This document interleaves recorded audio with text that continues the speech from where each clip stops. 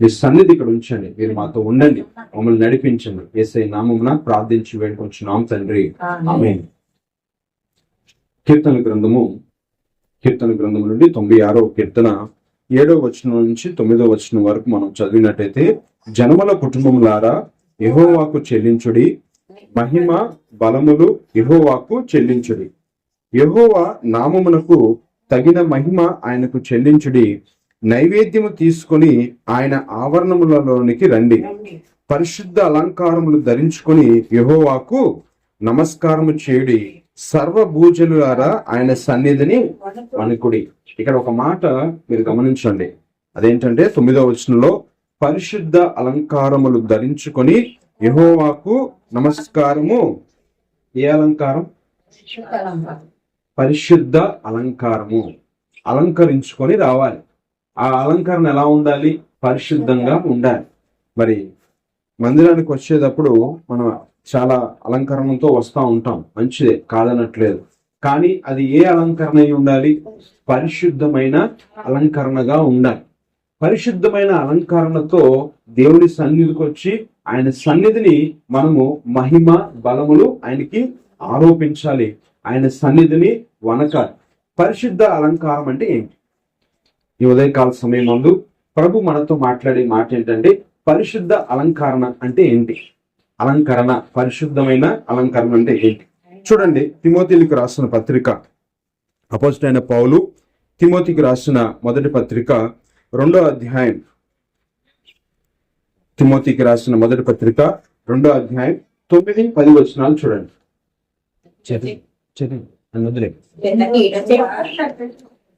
తిమోతికి రాసిన మొదటి పత్రిక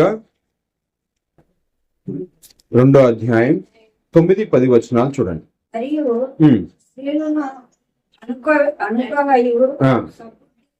స్వస్థ బుద్ధి గలవారై ఉండి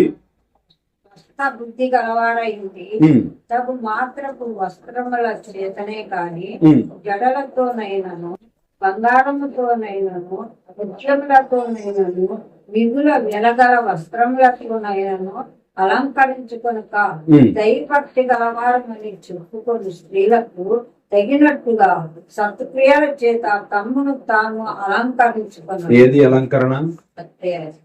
మరియు స్త్రీలను అనుకవియు స్వస్థ బుద్ధి గలవారై ఉండి తగు మాత్రపు వస్త్రముల చేతనే గాని జడలతోనైనను బంగారముతోనైనను ముత్యములతోనైనను మిగుల వెలగల వస్త్రములతోనైనను అలంకరించుకొనక.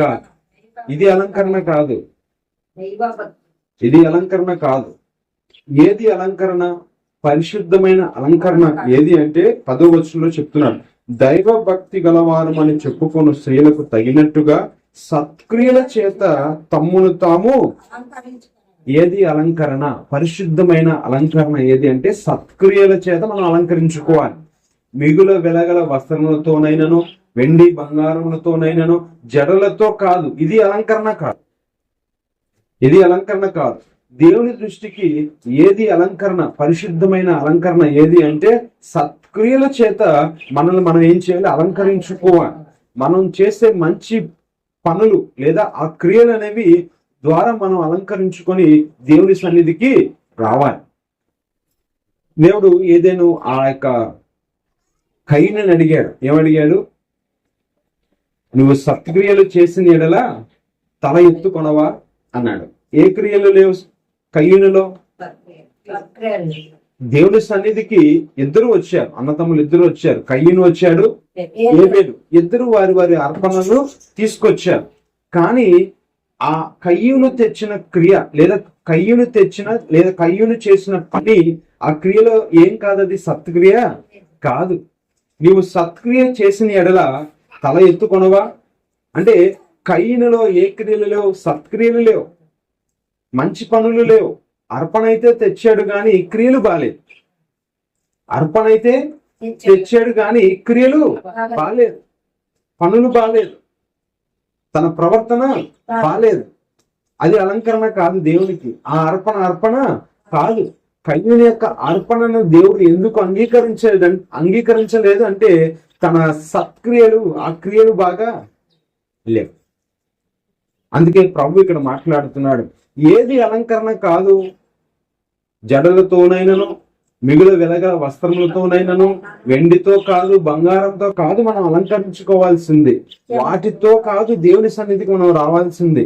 మనము దేవుని సన్నిధికి పరిశుద్ధ అలంకరణతో రావాలి. పరిశుద్ధమైన అలంకరణ ఏంటంటే సత్క్రియలే, మనం చేసే మంచి పనులే ఏంటవి అలంకరణ. మనం వేటిని అలంకరించుకోవాలి? ఈ పనులే. అదే అంటారు సామెత ఏముందంటే, మన వెనకాల ఏమొస్తాయి? మన క్రియలే వస్తాయి. మన క్రియలే మన వెనకాల వస్తాయి, మనతో ఏవి రావు. మనం చనిపోయిన తర్వాత ఏమంటారు? చాలా మంచోడు రా. ఎందుకన్నా మాట అన్నారు? మనం చేసే క్రియలను బట్టి, మన ప్రవర్తన బట్టి, మన మాట తీరుని బట్టి, మన నడవడిని బట్టి. మనం అలాగే ఒకళ్ళు చెడుగా నడిచామనుకోండి, ఏమంటారు? మన వెనకాల వచ్చేవి మన క్రియలే మన వెంట వస్తాయి. వాక్యం కూడా ఉంది, ఒకరి క్రియలు ముందు వెళ్తాయంట, ఒకరి క్రియలు వెనకాల వస్తాయంట. వాక్య భాగం చెప్తున్న మాట అది. ఒకడు చేసే క్రియలు వాడికి ముందుగా వెళ్తాయి, ఒకడు చేసే క్రియలు వాడి వెనకాలే వస్తాయి. ఇక్కడ కయ్యనుతో ప్రభు మాట్లాడుతున్నాడు, నువ్వు సత్క్రియ చేసిన ఎడల తల ఎత్తుకొనవా?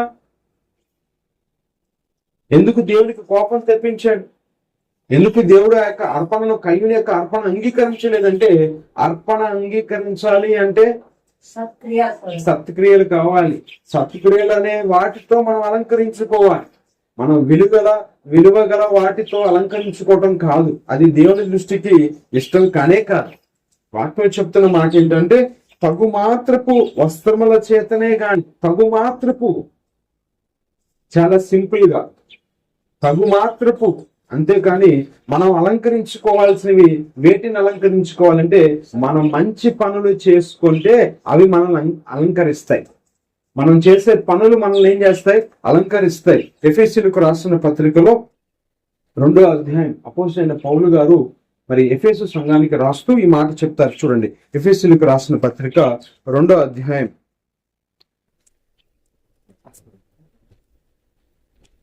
ఎఫెసీయులకు రాసిన పత్రిక 2వ అధ్యాయం 10వ వచనాన్ని చూడండి. మరియు వాటి యందు మనము నడుచుకొనవలెనని దేవుడు ముందుగా సిద్ధపరిచిన సత్క్రియలు చేయుటకై మనము క్రీస్తు యేసునందు, క్రీస్తులో మనల్ని ఎందుకు సృష్టించుకున్నాడు? మనల్ని క్రీస్తు ద్వారా ఎందుకు జన్మింపజేశాడంట? దేవుడు ముందుగా సిద్ధపరిచిన సత్క్రియలు చేయడానికి దేవుడు మనల్ని ఏర్పాటు చేసుకున్నాడు. అమ్మా, అర్థమవుతుందా? క్రీస్తు ప్రభు వారి రక్తములో నిన్ను నన్ను కడిగి పరిశుద్ధపరిచి నిన్ను నన్ను మళ్ళీ నూతన సృష్టిగా ఎందుకు చేశాడు? మళ్ళీ ఎందుకు ఒక నూతన పురుషునిగా నిన్ను నన్ను చేశాడు అంటే దేనికోసం అట? మరియు వాటి యందు మనము నడుచుకొనవలెనని దేవుడు ముందుగా సిద్ధపరిచిన సత్క్రియలు చేయటకై. దేవుడు నిన్ను నన్ను ఎందుకు పిలిచాడో తెలుసా? సత్క్రియలు చేయటానికి పిలిచాడు. మంచి పనులు చేయటానికి దేవుడు మనల్ని పిలిచాడు. మన క్రియలు ఒకసారి మనం ఆలోచన చేద్దాం, వినండి, అలా చేయమాక. మన దేవుడు ఎందుకు పిలిచాడంట? దేవుడు ముందుగా సిద్ధపరిచిన సత్క్రియలు చేయటానికి. రెండోది, మరియు వాటి యందు మనము నడుచుకోవటానికి, మంచిగా నడుచుకోవటానికి, మంచి పనులు చేయటానికి. ఇవే మనకి అలంకరణ. ఏది అలంకరణ? మనం దేవుని సన్నిధికి ఎలా రావాలి? పరిశుద్ధమైన అలంకరణతో రావాలి. పరిశుద్ధమైన అలంకరణ అంటే ఏదో మంచి మంచి వస్త్రాలు ధరించుకొని వెలగలవి ధరించుకొని రావటం కాదు. అలంకరణ అంటే ఏవి అలంకరణ అంటే, దేవుడు సిద్ధపరిచిన వాటిలో నడుస్తూ, దేవుడు ముందుగా సిద్ధపరిచిన వాటిని చేసి దేవుడి సన్నిధికి రావాలి. దేవుడు ఏం సిద్ధపరిచాడు, దేవుడు ఏం చేశాడు, ఆ సత్క్రియలు మనం కూడా చేస్తూ ఉంటే అవి ఏంటి? మనకి అలంకరణగా ఉంటాయి. అవి నిజమైన అలంకరణ. అందుకనే పౌలు గారు ఇక్కడ మనం హెచ్చరిస్తున్నారు, మరియు వాటి యందు మనము నడుచుకొనవలెనని దేవుడు ముందుగా సిద్ధపరిచిన సత్క్రియలు చేయుటకై.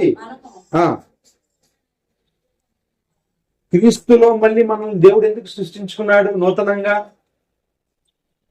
దేవుడు ఎందుకు మనల్ని చనిపోయిన మనల్ని మన పాపముల చేత, మన అపరాధముల చేత చనిపోయిన మనల్ని దేవుడు మళ్ళీ ఎందుకు తనలో నూతన సృష్టిగా చేసుకున్నాడు?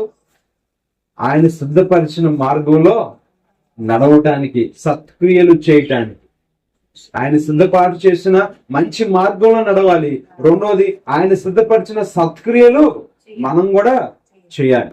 అందుకని కయ్యూనుతో అంటున్నాడు, నువ్వు సత్క్రియ చేసిన ఎడల తల ఎత్తుకొనవా? అర్పణ అయితే తీసుకొచ్చాడు, గాని తీసుకొచ్చిన మనసు బాగాలేదు. అర్పణ అయితే తీసుకొచ్చాడు, ఏబేలు తన అర్పణ తీసుకొచ్చాడు, కయ్యూను కూడా తన అర్పణ తీసుకొచ్చాడు, గాని తీసుకొచ్చిన మనిషి యొక్క ప్రవర్తన, క్రియలు బాగాలేదు. అందుకే ఆయన యొక్క కయ్యూను యొక్క అర్పణను దేవుడు అంగీకరించలేదు. సత్క్రియలు చేసి వస్తే చూడండి, ఆది కాండంలో ఆ మాట రాయబడి ఉంటది. ఆది కాండము 4వ అధ్యాయం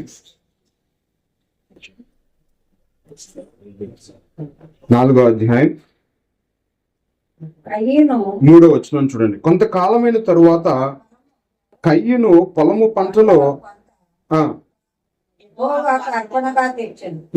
ఏబేలు కూడా తన మందలో తొలుచూలను పుట్టిన వాటిలో తొమ్మిన వాటిని కొన్ని తెచ్చాను. యెహోవా ఏబేలును అతని అర్పణ రక్షణ పెట్టాను, అతని అర్పణను ఆయన లక్ష్య పెట్టలేదు. కాబట్టి మిక్కులు కోపం వచ్చి అతను తన ముఖం చిన్న. 7వ వచనాన్ని చూడండి. నీవు సత్క్రియను చేసిన ఎడల తల ఎత్తుకొనవా? సత్క్రియ చేయని ఎడల ఆగండి. ఏం చేయట్లేదు కయ్యూను? అర్పణ తెస్తున్నాడు, కానీ సత్క్రియలు కయ్యూలో ఏం లేవు, సత్క్రియలు లేవు. దేవుడు సిద్ధపాటు చేసిన క్రియలు లేవు. దేవుడు ముందుగా మన కొరకు ఏవైతే సిద్ధపరిచాడో, ఏవి చేయమన్నాడో ఆ క్రియలు మనలో. అర్పణ తెస్తే ఏం ఉపయోగం? నువ్వు క్రియలు బాగోకుండా, మన క్రియలు బాగోకుండా మనం అర్పణ తెచ్చినా, ఆరాధన చేసినా అది దేవుడు లక్ష్య పెట్టడు. మన ఆరాధన దేవుడు లక్ష్య పెట్టాడు. ఏమి లేకుండా, సత్క్రియలు లేకుండా, మంచి క్రియలు మనలో లేకుండా, ఆయన సిద్ధపాటు చేసిన క్రియలు మనం చేయకుండా మనం అర్పణ తెచ్చినా, ఏమి తెచ్చినా, కయ్యూను అర్పణ అంటే అర్పణే, మన అర్పణ కూడా మన ఆరాధన లాగే అయిపోద్ది. కయ్యూను ఆరాధన లాగే మన ఆరాధన కూడా అయిపోద్ది. ఆయన లక్ష్య పెట్టాడు. మనం ఎందుకు కూర్చున్నాం ఈ రోజు ఇక్కడ? ఎందుకు కూర్చున్నాం? 6 దినములు మీరు కష్టపడండి, పని చేయండి. 7వ దినము విశ్రాంతి దినము, ప్రభువుని ఆరాధన చేసే ఈ రోజు. ఏ రోజు? విశ్రాంతి దినం, ఆరాధన చేసే దినం.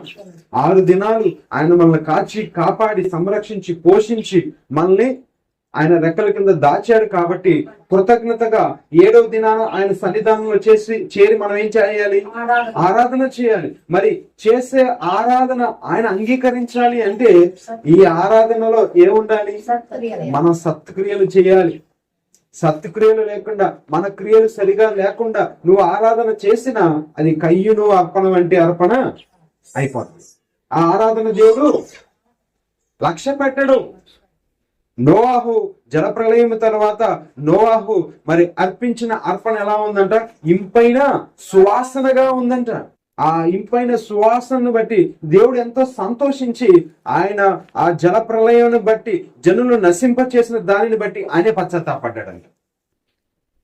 దేవునికే పశ్చాత్తాపం కలిగించేంత ఆరాధన ఎవరు చేశారు? నోవాహు చేశాడు. నోవాహు అర్పించిన అర్పణ, ఆ అర్పణ ద్వారా వచ్చిన ఆ సువాసనను బట్టి దేవుడు కోపంలోంచి, అయ్యో నేను ఎందుకు కోపడ్డాను, నేను ఎందుకు ఈ ప్రజల్ని ఇలా నశింప చేశానని ఆయనే సంతాపపడి మరలా ఈ ప్రజలను నేను ఇలాగ మళ్ళీ శపించను, మళ్ళీ భూమి మీదకి జలప్రలయం తీసుకురానని ఆయన ఒక నిబంధన చేశాడు. దేనిని బట్టి నిబంధన జరిగింది? అర్పణను బట్టి, ఆరాధనను బట్టి. నోవాహు చేసిన ఆరాధనను బట్టి దేవుడు మళ్ళీ ఒక నిబంధన చేశాడు. మరలా ఈ భూజనులను నేను జలప్రలయం ద్వారా నశింప చేయను. దేవుడే పశ్చాత్తాపడేటట్టు చేసేది ఏంటిది? ఆరాధన. ఆరాధనలో అంత శక్తి ఉంది. కోటాను కోట్ల దూతలు మరి పరలోక రాజ్యములో దేవుని చుట్టూ చేరి పరిశుద్ధుడు పరిశుద్ధుడు పరిశుద్ధుడు అని ఏం చేస్తున్నారు? గాన ప్రతి గానములతో ఆరాధన చేస్తున్నారు, ఆయన స్తుతిస్తున్నారు. ఆరాధనలో ఎంత శక్తి ఉందో తెలుసా? ఆరాధనలో ఎంత ప్రభావం ఉందంటే దేవుడే పశ్చాత్తాపడేంత శక్తి ఆరాధనలో ఉంది. దేవుడే పశ్చాత్తాపడ్డాడు, దేవుడు ఒక నిబంధన చేశాడు, మళ్ళీ ఈ భూజనులను నేను జలప్రలయం ద్వారా నశింపచేయను. ఎందుకు వచ్చింది అది? నోవాహు చేసిన అర్పణ, నోవాహు చేసిన ఆరాధన ఆయనకి ఇంపైనదిగా ఉంది. చూడండి, మనం కూడా ఎవరైనా ఇంటికి వెళ్ళామనుకోండి, మంచి ఆతిథ్యం మనకి ఇచ్చారనుకోండి, మనం ఏం చేస్తాం? ఇంప్రెస్ అయిపోతాం, సంతోషిస్తాం. దేవుడు కూడా నోవాహు చేసిన ఆ బలి అర్పణను బట్టి దేవుడు ఏమైపోయాడట? ఇంప్రెస్ అయ్యాడు, సంతోషించాడు. మరి మనం చేసే ఆరాధన దేవునికి ఇంప్రెషన్ కలిగిస్తుందా? దేవుడు సంతోషిస్తున్నాడా? మన ఆరాధన ఆయనకి సంతోషింప చేయాలంటే మన ఆరాధనలో ఏముండాలి? అలంకరణ కావాలి. పరిశుద్ధమైన అలంకరణతో దేవుని సన్నిధికి. ఏంటా పరిశుద్ధమైన అలంకరణ? సత్క్రియలే. దేవుడు మన కొరకు ఏవైతే ముందుగా సిద్ధపాటు చేశాడో ఆ సత్క్రియలు చేయాలి. మనం ఏదో అనుకుని సత్క్రియలు చేస్తే సత్క్రియ కాదు. యెషయా గ్రంథంలో రాయబడిన మాట ఏంటంటే, మీ నీతి క్రియలు నా దృష్టికి మురికి గుడ్డల వలె ఉన్నాయి. మనం అనుకునే క్రియలు కాదు సత్క్రియలు అంటే. దేవుడు ముందుగా సిద్ధపాటు చేసిన క్రియలు మనం చేయాలి. దేవుడు ఏమి చేశాడు? అందుకే అన్నాడు, నా తండ్రి ఏం చేశాడో నేను అదే చేస్తున్నాను అన్నాడు. నన్ను వెంబడించేవాడు కూడా అవే చేస్తాడు. ప్రభు ఏ క్రియలు చేశాడో మనం కూడా ఏం చేయాలట? ఆ క్రియలే చేయాలి. మన సొంత క్రియలు మనం చేస్తే అది సత్క్రియ కాదు, దానివల్ల దేవునికి మహిమ రాదు. దేవుడు ముందుగా సిద్ధపాటు చేసిన క్రియలు మనం చేస్తే అవి మనకు ఎలా ఉంటాయంట? అలంకరణగా ఉంటాయి. ఎలాంటి అలంకరణ? అది పరిశుద్ధమైన అలంకరణ. పరిశుద్ధమైన అలంకరణగా ఉంటాయి అవి. దేవుని సన్నిధికి, వాటితో దేవుని సన్నిధికి వచ్చి ఆయన మనం ఏం చేయాలట? ఆరాధన చేయాలి. తీతుకు రాసిన పత్రిక 2వ అధ్యాయం, అపోస్తలుడైన పౌలు గారు తీతుకు రాసిన పత్రిక 2వ అధ్యాయం 14వ వచనాన్ని చూడండి. ఆయన సమస్తమైన దుర్నీతి నుండి మనల్ని విమోచించి సత్క్రియల యందు ఆసక్తి గల ప్రజలను తన కోసరము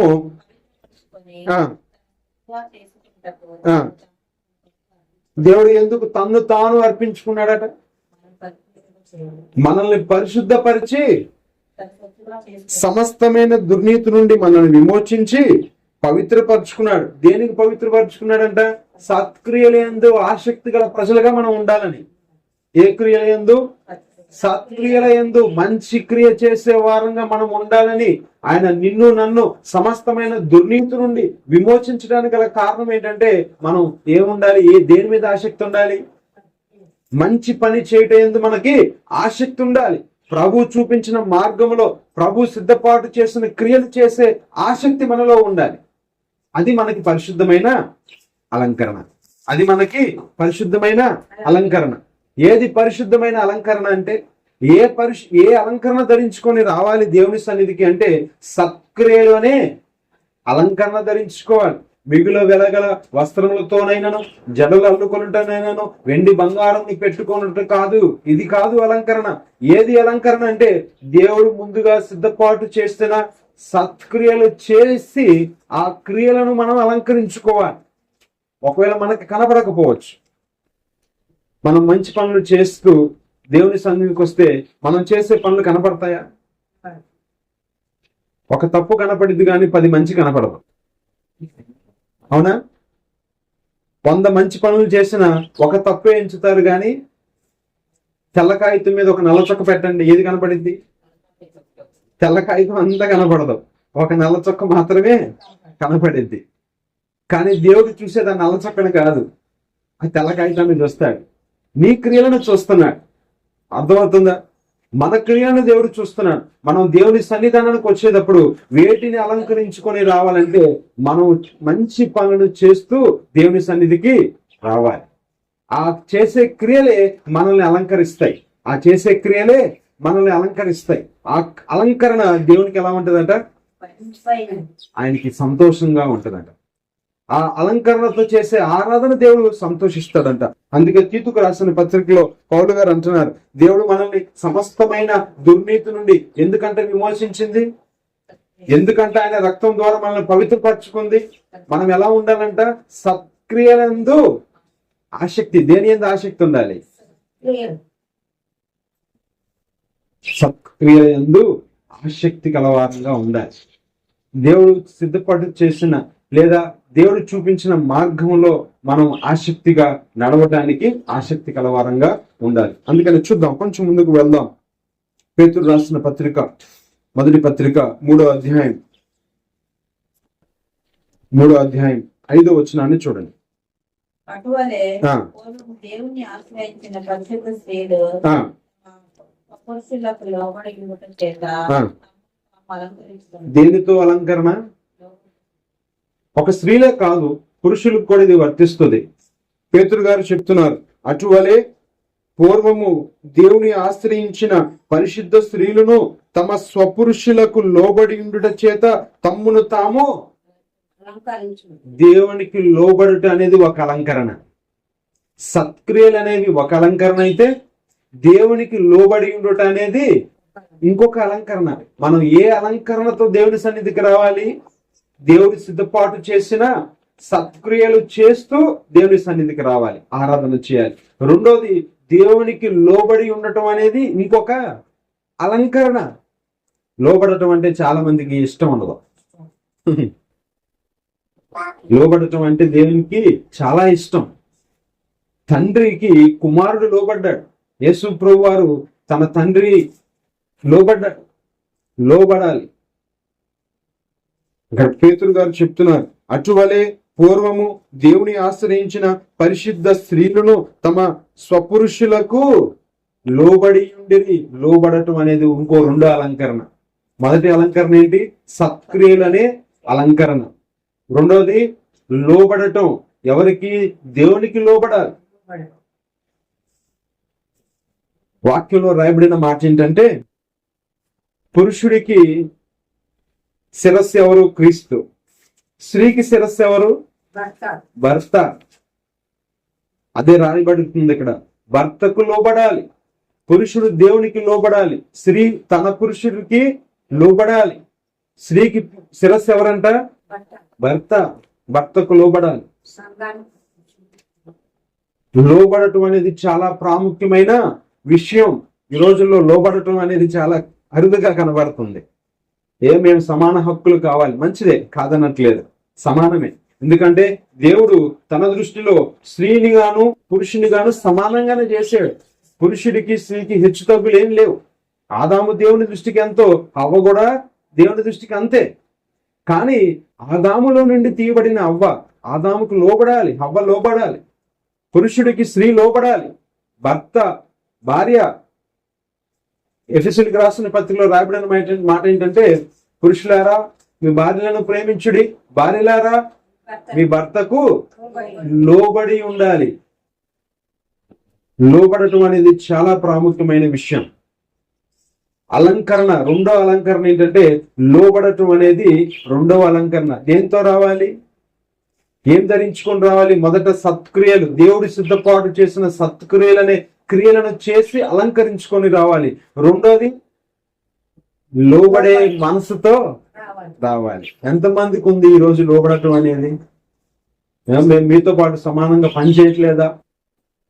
మీతో పాటు మాకు సమానం లేదా? మంచి సమానమే, కాదనట్లేదు, ఎవరు అనట్లేదు. కానీ భార్య భర్తకి ఏమై ఉండాలి? లోబడి ఉండాలి. లోబడటం అనేది రెండో అలంకరణ. మూడో అలంకరణ చూద్దాం. అదే పేతురు రాసిన మొదటి పత్రిక 5వ అధ్యాయం 5వ వచనాన్ని చూడండి.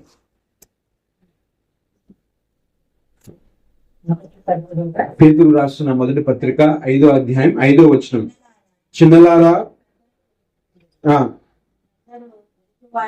దీన మనస్సు అను వస్త్రం ధరించుకొని మిమ్మల్ని అలంకరించుకొని. ఏంటంట మూడో అలంకరణ? దీన మనస్సు. ఈ మనస్సు ఎవరికి ఉండదు. దీన మనస్సు అనేది ఎవరికి ఉండదు. తగ్గింపు మనస్సు. దీన మనస్సు అంటే తగ్గించుకోవటం. ఎదుటివాని ఎడల ఒకటి దేవునికి లోబడి ఉండాలి, రెండోది ఎదుటివాని ఎడల అంటే నీ సహోదరుడు అవ్వచ్చు, నీ తోటి వాడు ఎవరైనా అవ్వచ్చు, నీ తల్లిదండ్రులు అవ్వచ్చు, నీ తోటి మనుషునికి ఎదుట నువ్వు ఎలా ఉండాలట? దీన మనస్సు అనే వస్త్రమును. ఒకటి దేవునికి లోబడటం అనేది రెండో అలంకరణ అయితే, మూడో అలంకరణ నీ తోటి వాడికి లోబడి ఉండటం. ప్రభు ఏమన్నాడు?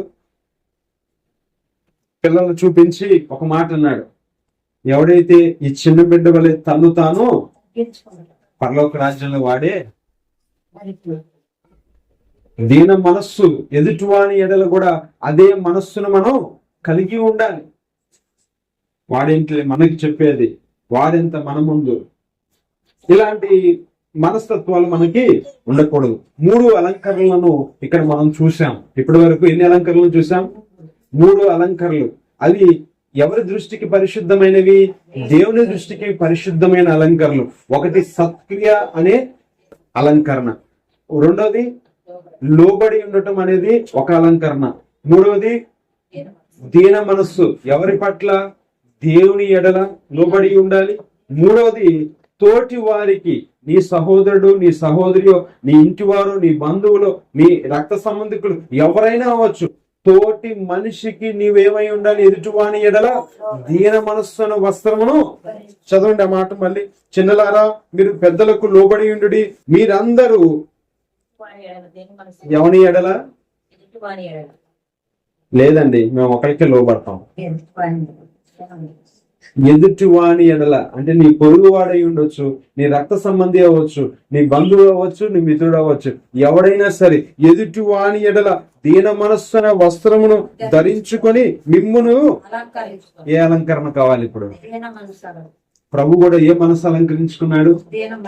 దీన మనస్సు. ఎంత దీనమైన మనస్సు ఆయనలో కదా.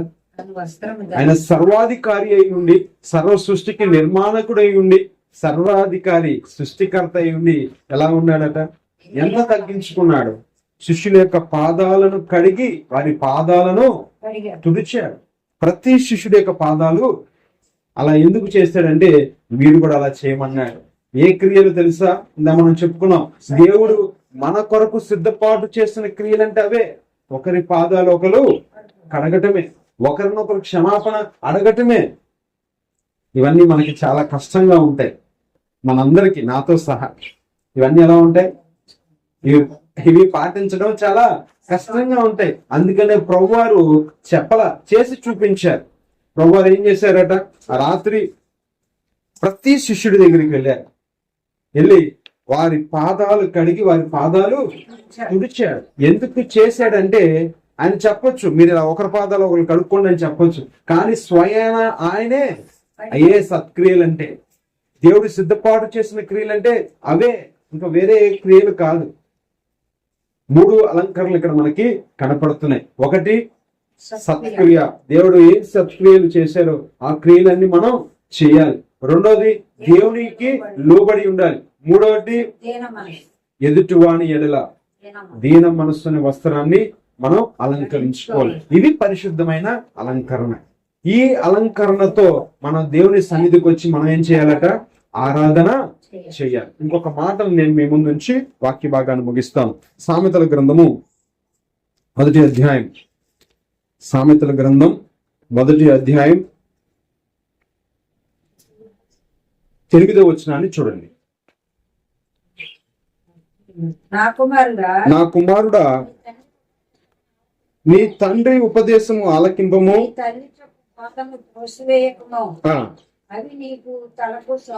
అవి నీ తలకు సొగసైన మాలికయు.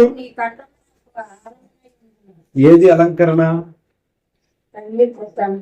నీ తల్లి చెప్పే బోధ, నీ తండ్రి చెప్పే ఉపదేశము, నీ తల్లి చెప్పే బోధ నీకు ఎలా ఉంటదట?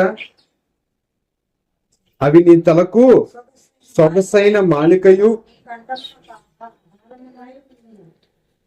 బోధ. 8వ వచనం చూడండి. నా కుమారుడా నీ తండ్రి చెప్పు ఉపదేశము, నీ తల్లి చెప్పు బోధ. ఎవరికైనా ఉపదేశం చేసాం అనుకోండి, బాగా చెప్పొచ్చేయండి. ఎవరికైనా బోధ చేస్తాం అనుకోండి, ముందు ఆయన చూసుకోమను. కానీ తల్లి చెప్పే బోధ, తండ్రి చెప్పే ఉపదేశము ఎలా ఉంటాయంట?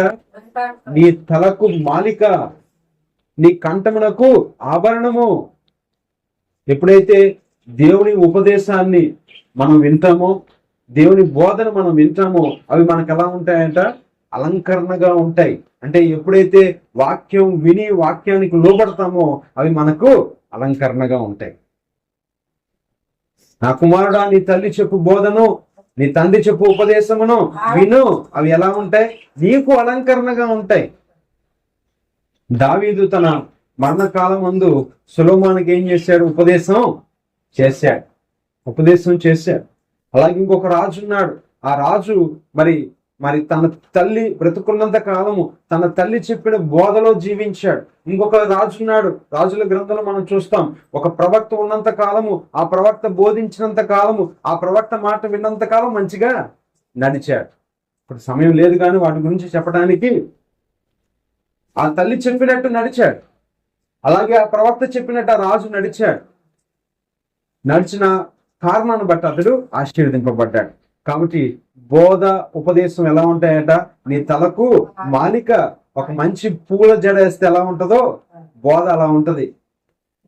నీ తండ్రి మాట వింటే, ఉపదేశాన్ని వింటే నీ కంఠానికి ఎలా ఉంటదట? బంగారు నెక్లెస్ పెట్టినట్టు ఉంటదంట మెడకి. ఏది అలంకరణ అంటే? ఒకటి సత్క్రియలు, మంచి పనులు చేయాలి, అది పరిశుద్ధమైన అలంకరణ. రెండోది దేవునికి లోబడి ఉండటం అనేది అలంకరణ. మూడోది దేవుని పోలికగా ఉన్న మనుషుని ఎదుట దీన మనస్సు కలిగి ఉండటం అనేది అలంకరణ. మరి ఈ అలంకరణలు మన దగ్గర ఉన్నాయా? ఒకసారి మనల్ని మనం పరిశీలన చేసుకుందాం. ఆయన ఆరాధన చేయడానికి వచ్చాం, అలంకరణ ఉందా? 96వ కీర్తన అంటున్నాడు, పరిశుద్ధ అలంకరణ చేసి దేవుని సన్నిధికి రావాలంట. ఏ అలంకరణతో రావాలి? చూడండి, 96వ కీర్తన 9వ వచనము, పరిశుద్ధ అలంకారములు ధరించుకొని యెహోవాకు. మరి అలంకరణ ఉందా? నా దగ్గర ఉందా? మీ దగ్గర ఉందా? మన దగ్గర ఉందా? లోబడటం అనే అలంకరణ ఉందా మన దగ్గర? దీన మనస్సు అనే మనస్సు, ఆ అలంకరణతో వచ్చామా మన దగ్గర? కయ్యని దగ్గర ఉందా దీన మనస్సు? నీ తమ్ముడు ఎక్కడా అన్నాడు. ఏమన్నాడు? నేనేమన్నా? దేవుడికి ఎదురు సమాధానం చెప్పాడు. లోబడ్డా దేవుడికి? నా తమ్ముడు ఎక్కడా అని అడిగితే ఏమోనయ్యా అని లోబడి ఉంటే ఎంత బాగుండేది. నేనేమన్నా కావాలేవాడినా అని దేవునికే ఎదురు సమాధానం చెప్పాడు. మరి ఆ ఎదురు సమాధానం చెప్పి ఆ లోబడలేని తత్వంతో దేవుని దగ్గరికి అర్పణ తెస్తే ఆ అర్పణను దేవుడు లక్ష్య పెడతాడా? లోబడలేని స్వభావం కలిగిన వాడు కయ్యూను. అందుకే దేవుడు అతని అర్పణను లక్ష్య